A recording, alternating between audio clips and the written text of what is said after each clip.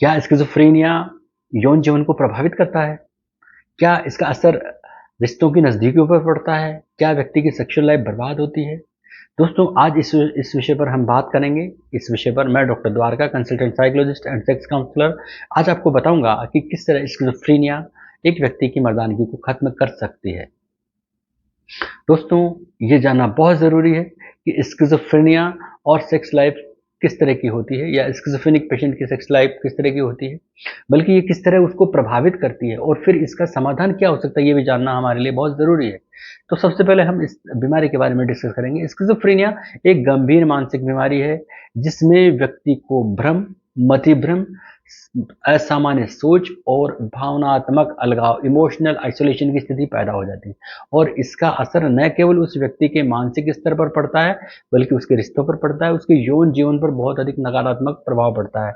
तो किस तरह के प्रभाव जो कि नकारात्मक रूप से पड़ते हैं, वो हम इस वीडियो में डिस्कस करने वाले हैं। और इसके खास 5 नकारात्मक प्रभावों की हम बात करेंगे। सबसे पहले जो नकारात्मक असर पड़ने वाला है या जो पड़ता है, उसका हम बात करेंगे, वो है लो लिबिडो, यानी कि यौन इच्छा में कमी। दोस्तों, स्किज़ोफ्रेनिया से पीड़ित कई लोग यौन इच्छा में कमी महसूस करते हैं। ऐसा देखा गया है कि जो लोग ऐसी दवाइयों को लंबे समय से लेते रहते हैं, उनकी मानसिक थकावट की स्थिति उनमें देखी जा सकती है। चूँकि इस बीमारी के चलते वो अवसाद की स्थिति में रहते हैं, तो मानसिक थकावट रहती है, निराशा रहती है, बहुत अधिक ओवरथिंकिंग रहती है, इसलिए भी वो ये यौन इच्छा में कमी को महसूस करते हैं। नंबर 2, दवाओं के साइड इफ़ेक्ट।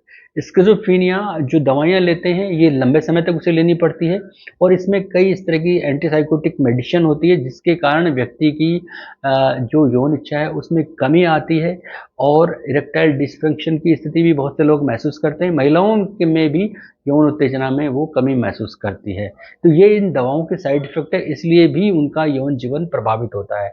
नंबर 3 पर भावनात्मक दूरी, इमोशनल आइसोलेशन, यानी इस बीमारी में रोगी दूसरों से, जो भी अपने पार्टनर हैं, फैमिली मेंबर हैं, उनसे भावनात्मक रूप से दूरी बना लेते हैं। और बहुत से मामले तो ये है कि इसका एक कैरेक्टर ही है कि वो सामने वाले व्यक्ति को अपना दुश्मन समझते हैं। तो इससे भी जब उनके रिश्तों में दूरी बनती है या भावनात्मक रूप से अटैचमेंट नहीं होता, तो रिश्ते में इंटीमेसी की स्थिति नहीं आती और एक स्किज़ोफ्रेनिक व्यक्ति की भावनाओं को जो है समझना बड़ा मुश्किल हो जाता है और ना ही सामने वाला कोई प्रतिक्रिया दे पाता है। इसलिए भी ये जो है सेक्सुअल लाइफ प्रभावित होती है। नंबर 4 पर लो सेल्फ एस्टीम, यानी कि आत्मसम्मान में गिरावट होती है। स्किज़ोफ्रेनिया से जूझ रहे जो पेशेंट हैं, जो लोग हैं, वो उनको लगता है कि वो सामान्य नहीं है, जिससे उनका आत्मसम्मान अत्यधिक रूप से वो कम महसूस करते हैं या वो कम आत्मसम्मान महसूस करते हैं और इसीलिए वो यौन जीवन में असहजता महसूस करते हैं या झिझक उनको बनी रहती है और इस तरह की लाइफ वो सही ढंग से नहीं जी पाते। नंबर 5 एंड लास्ट जो हम डिस्कस करेंगे, वो है एबनॉर्मल सेक्सुअल बिहेवियर भी इसमें देखा जाता है। एबनॉर्मल सेक्सुअल बिहेवियर, दोस्तों, बहुत से केसेस ऐसे देखे गए हैं स्किज़ोफ्रेनिया में कि कुछ लोग जो है अपने व्यवहार में असामान्य जो है सेक्सुअल बिहेवियर दिखाते हैं, यानी जैसे अत्यधिक यौन उत्तेजना उनमें देखी जा सकती है या वो मस्टरबेट की स्थिति उनमें, प्रवृत्तियाँ उनमें उत्पन्न हो जाती हैं। तो या वो बहुत ही अलग तरीके से जो है स्पर्श करने लगते हैं। तो ये एक खास अनुचित या एबनॉर्मल सेक्सुअल बिहेवियर में आता है कि व्यक्ति बिना किसी समय के कारण के असहज रूप से स्पर्श करे या उसमें अनुचित उत्तेजना हो या वो अस्मतुल की स्थिति उसमें बहुत अधिक देखी जाए, तो ये इसके एबनॉर्मल सेक्सुअल बिहेवियर होते हैं। तो ये एक तरह से तो पॉजिटिव सिम्टम्स देखे जाते हैं जो भ्रम और मतिभ्रम के हैं, लेकिन ये एबनॉर्मल सेक्सुअल बिहेवियर में आते हैं, तो इसका भी इम्पैक्ट उसकी सेक्सुअल लाइफ पर पड़ता है।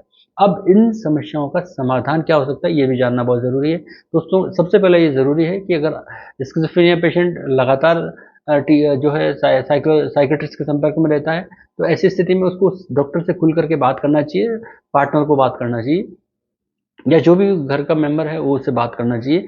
वो मामले को दबाए नहीं, ये बहुत ध्यान रखने वाली बात है।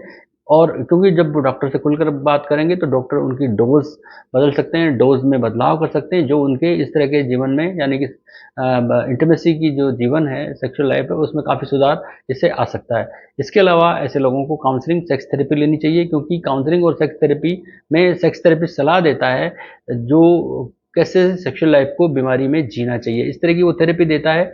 और रिश्तों को सुधारने की थेरेपी देता है, इंटीमेसी बढ़ाने के लिए थेरेपी देता है, कम्युनिकेशन प्रॉपर हो या एक दूसरे की फीलिंग, इमोशनल आइसोलेशन की स्थिति कम ना रहे, प्रॉपर रहे, ऐसी स्थिति वो जानकारी दे सकता है। तो ये बहुत ज़रूरी है कि काउंसलिंग और सेक्स थेरेपी ली जाए। एंड नेक्स्ट बात ये है कि सही जानकारी और इन्फॉर्मेशन या शिक्षा जो है बहुत ज़रूरी है, यानी इसमें सही जानकारी जब होगी तो व्यक्ति अपने पार्टनर को यौन स्वास्थ्य के बारे में प्रॉपर जानकारी देगा, ताकि कोई किसी तरह की भ्रांति नहीं होगी, कम्युनिकेशन प्रॉपर होगा। इसके अलावा योग और रिलैक्सेशन थेरेपी भी ली जा सकती है। योग, ध्यान, प्राणायाम ये सब व्यक्ति जब करता है तो मस्तिष्क काफ़ी कुछ पॉजिटिव होने लगता है, उसका असर उसके जीवन पर देखा जा सकता है। तो महत्वपूर्ण जानकारी जो सावधानी जो रखी जाने वाली बात है वो ये है कि यौन हिंसा और अनुचित व्यवहार अगर आप पेशेंट में देखते हैं तो आपको तुरंत साइकियाट्रिस्ट से संपर्क करना चाहिए, दवा लेनी चाहिए, या इस विषय को दबाना नहीं चाहिए, खुल करके बात करनी चाहिए। तो निष्कर्ष क्या निकला, स्किज़ोफ्रेनिया जो है यौन जीवन को बहुत अधिक प्रभावित करता है, लेकिन यदि सही दवा दी जाए, मनोचिकित्सा ली जाए और सेक्स थेरेपी ली जाए या संतुलित जीवन जिया जाए, अच्छा आहार विहार किया जाए तो और धैर्य रखा जाए तो इस स्थिति को ठीक भी किया जा सकता है। अगर ये जानकारी आपको पसंद आती है, आपको समझ में आती है, आपको वीडियो अच्छा लगता है, दोस्तों मेरे चैनल को सब्सक्राइब जरूर करें। मैं बहुत मेहनत से आपके लिए टॉपिक लाता हूँ और इस विषय पर अगर आप कुछ और जानना चाहते हैं तो आप मुझे कमेंट कर सकते हैं। धन्यवाद, नमस्कार।